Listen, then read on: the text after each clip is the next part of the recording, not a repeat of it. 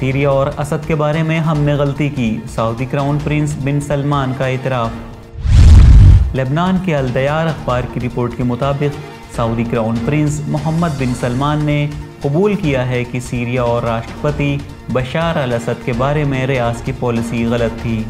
अखबार ने सऊदी अधिकारियों के हवाले से ये पर्दाफाश किया है कि सऊदी क्राउन प्रिंस ने सीरियाई राष्ट्रपति और इस मुल्क के संबंध में अपनी गलत पॉलिसियों को कबूल किया है और दमिश्क के साथ सियासी और स्ट्रेटेजिक ताल्लुकात पर जोर दिया है।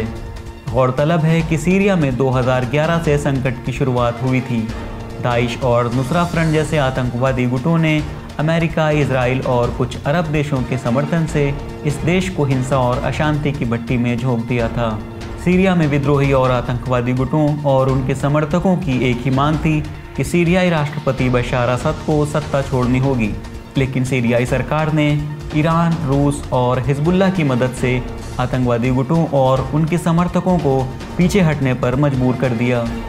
सीरियाई युद्ध में बशार असद की जीत के बाद अब एक के बाद एक अरब देश अपनी गलत नीतियों को स्वीकार कर रहे हैं और एक बार फिर दमिश्क की ओर दोस्ती का हाथ बढ़ा रहे हैं। हमारी ताज़ा न्यूज़ अपडेट्स की नोटिफिकेशन आप तक पहुंचती रहें, इसके लिए हमारे चैनल को सब्सक्राइब करें।